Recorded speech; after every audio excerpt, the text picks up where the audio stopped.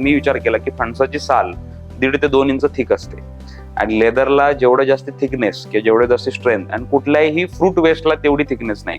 म्हणजे काही लोकांनी बांबू बनाना स्टेम पासून केलंय, मँगो स्किन पासून केलंय, पण मँगो स्किन खूप पातळ आहे. बनाना स्टेम मध्ये खूप सारं वॉटरचं कंटेंट आहे, तर ते लेदर म्हणून होऊ शकत नाही. मग ती बॅग जॅकफ्रूट पासून बनलेली.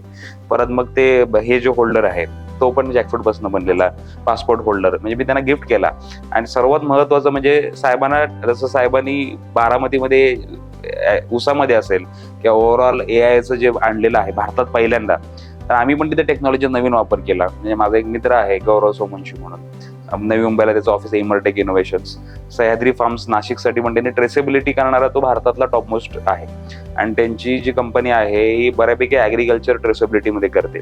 मग त्या बॅगमध्ये NFC ची चिप होती आणि मग माझ्या फोनमधलं मी NFC ऑन केलं. म्हणजे आपण ऑनलाईन पेमेंट्स करतो बघा, टॅप करून करतो बघा, तर ते पेमेंट लगेच जातात. तर सेम तशा जेव्हा मी मोबाईल टॅप केला ते मोदी साहेबांसमोर, तेव्हा ते पूर्ण ट्रेस उघडला पूर्ण. मग तिथं इट वॉज, म्हणजे ते खूप त्यांना आवडलं ती गोष्ट पंतप्रधान महोदयांना, की it is a gift to the prime minister from the farmers of Maharashtra.